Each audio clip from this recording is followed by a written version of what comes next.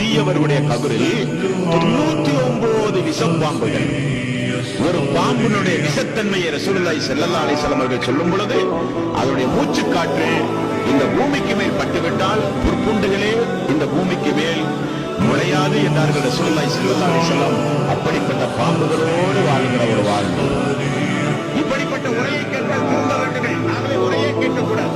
நிறைய பேருக்கு அப்படிப்பட்ட ஒரு எண்ணம், மறுமையை பற்றியோ மரணத்தை பற்றியோ அவருடைய வாழ்வை பற்றியோ எல்லாம் பயானே கேட்க மாட்டார்கள். காரணம், கேட்டால் பயமுறுத்துவார்கள், திருந்த வேண்டிய சூழ்நிலை ஏற்படும், மாற்று கருத்து சொல்ல இயலாது, காரணம் எல்லாம் சத்தியம் என்றெல்லாம் புறக்கணித்து வாழ்ந்தார்களே.